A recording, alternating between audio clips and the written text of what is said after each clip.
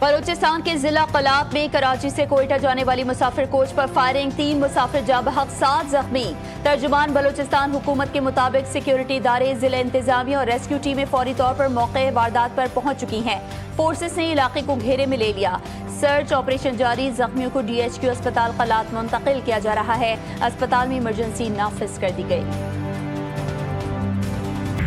اسرائیل کا دمشق میں شامی فوج کے ہیڈ کوارٹر پر حملہ، کئی افراد ہلاک اور زخمی۔ شہر میں زوردار دھماکے سنے گئے، فضا میں دھوئیں کے بادل چھا گئے۔ حملے کے دوران قریبی نیوز چینل کی عمارت میں نیوز اینکر گھبرا کر اسٹوڈیو سے نکل گئے۔ اسرائیلی جنگی طیاروں نے اکثریتی علاقے السویدہ کی طرف جانے والی فوجی گاڑیوں اور ٹینکوں کو بھی نشانہ بنایا۔ اسرائیلی فوج نے دعویٰ کیا ہے کہ اس نے شام میں کئی فوجی اہداف پر حملے کیے۔ برطانیہ کے لیے قومی ایئر لائن کی پروازوں کا دوبارہ آغاز اہم سنگ میل ہے۔ وزیراعظم شہباز شریف کا کہنا ہے کہ PTI رہنماؤں کے غیر ذمہ دارانہ بیانات سے ماضی میں پاکستانی پروازوں پر پابندیاں لگیں۔ PTI رہنماؤں کے غیر ذمہ دارانہ بیانات سے ملکی ساکھ کو نقصان پہنچا۔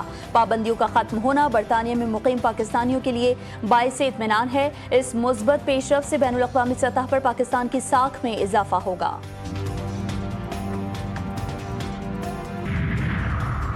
KPK میگا کرپشن اسکینڈل میں مزید سنسنی خیز انکشافات، لگژری گاڑیوں اور جائیدادوں کی تفصیلات، تصاویر اور ویڈیوز منظر عام پر آ گئیں۔ 25 ارب کے اثاثے منجمد، آئندہ 24 سے 48 گھنٹوں میں اہم گرفتاریوں کا امکان۔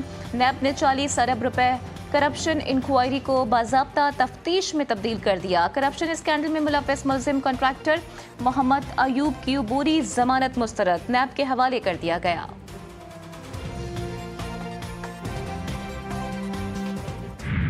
اداکارہ حمیرہ اصغر کی لاش ملنے کی تحقیقات میں پیش رفت، حمیرہ کی جانب سے 2 شناختی کارڈز استعمال کیے جانے کا انکشاف۔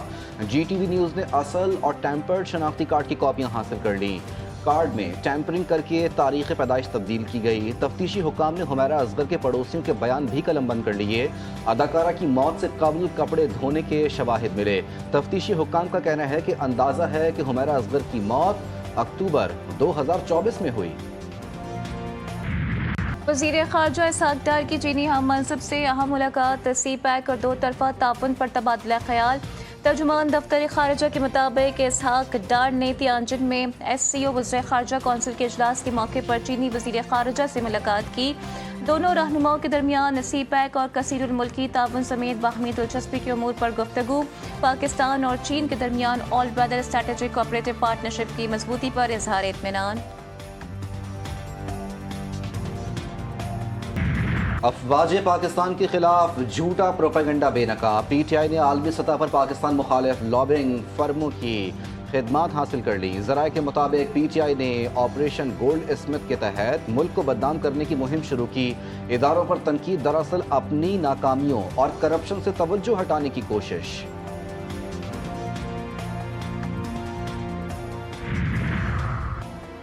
ملک بھر کے چیمبرز کا حکومتی وعدوں پر عدم اعتماد، 19 جولائی کو ملکی شٹ ڈاؤن ہڑتال کا فیصلہ۔ صدر کراچی چیمبر جاوید بلوانی کہتے ہیں کہ ہڑتال نہ ملتوی ہوگی نہ ہی منسوخ۔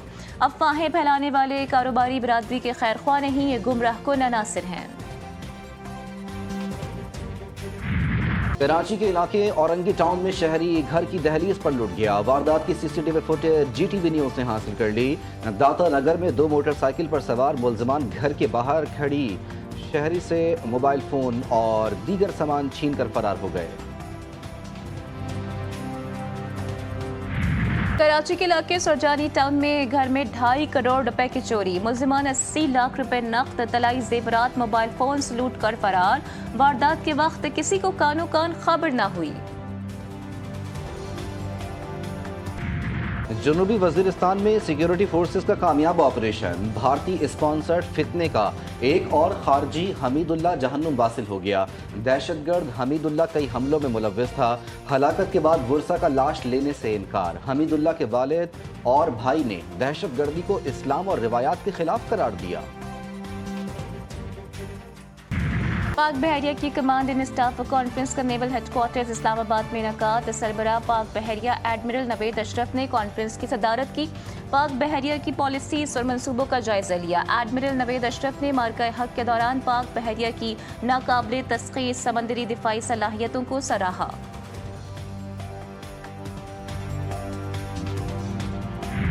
सुप्रीम कोर्ट में कारकर्दगी की बुनियाद पर तरक्की से मुताल्लिक केस, सिंध हाई कोर्ट का फैसला कलअदम करार। सुप्रीम कोर्ट ने फैसले में कहा कि तरक्की के लिए हर सरकारी मुलाजिम को ज़ेर गौर लाना बुनियादी हक है। सिलेक्शन बोर्ड 2 माह में दरख्वास्त गुजार का केस मेरिट पर सुने। प्रमोशन सरकारी मुलाजिमीन का कानूनी हक है।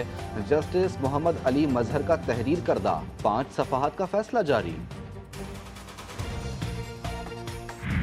सहूनी फौज की खान यूनिस में इमदादी मरकज पर फायरिंग और जहरीली गैस की शेलिंग, दम घुटने और भगदड़ से 21 फलस्तीनी शहीद, दर्जनों जख्मी। सुबह से जारी फ़िज़ाई और ज़मीनी हमलों में 27 फलस्तीनी जान से गए। गजा सिटी और जबालिया से इनखला के हुक्म के बाद बड़े पैमाने पर अलमवासी की जानिब नकल मकानी। इमदादी एजेंसी उनवरा ने गजाई बहरान को जानलेवा करार दे दिया। उनवरा के मुताबिक हर 10 में से 1 बच्चा गजाई किल्लत का शिकार है। कारा रोज़ा जारहत के दौरान इसराइल नाकाम हो गया, मजबूर होकर अमरीका के साए में पना ली। ईरानी supreme leader Ayatollah Syed Ali खामनाई कहते हैं कि यह तनाज़ा न सिर्फ ईरान की अस्करी और स्ट्रेटेजिक ताकत को जाहिर करता है, बल्कि अवाम की बेदारी, मज़ाहमत और कौमी इत्तेहाद का भी सबूत है। अमरीका ने ईरानी न्यूक्लियर तंसीबात पर हमला करके आलमी कवानीन की खिलाफ वर्जी की। जंगी जराइम पर अंदरूने और बैरून मुल्क कार्रवाई की जाए। मुजरिम चाहे जितनी देर बाद पकड़ा जाए, इंसाफ के कठेरे में लाया जाए। अमरीकी सदर डोनाल्ड ट्रंप गजा जंगबंदी मुआहदे पर बातचीत के लिए आज कतरी वजीर आज़म शेख मोहम्मद बिन अब्दुलरहमान अल सानी से मुलाकात करेंगे। दोनों रहनुमाओं के दरमियान ईरान जोहरी मुआहदे के लिए अमरीका ईरान मुज़ाकरात की बहाली की कोशिशों पर भी गुफ्तगू मुतवक्के। डोनाल्ड ट्रंप ने कहा, पाकिस्तान और भारत के दरमियान जंग मैंने रुकवाई, ईरान की जोहरी तंसीबात को मुकम्मल तौर पर तबाह कर दिया।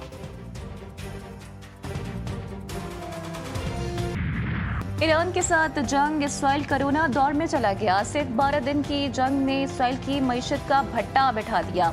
इसराइल को 22 बिलियन शेकल्स यानी 6 अरब अमरीकी डॉलर्स का नुकसान। माशी सरगर्मियां मुकम्मल तौर पर मुअत्तल, सयाहत, बरामदात, हाई टेक इंडस्ट्री और एयरलाइंस को शदीद धचका लगा। इजरायली अखबार के मुताबिक कोरोना दौर में इसराइली मईशत को बंदिश के हर हफ्ते 5.5 बिलियन शेकल्स का नुकसान हुआ करता था और अब यही सूरत हाल जंग की वजह से दोबारा देखी गई।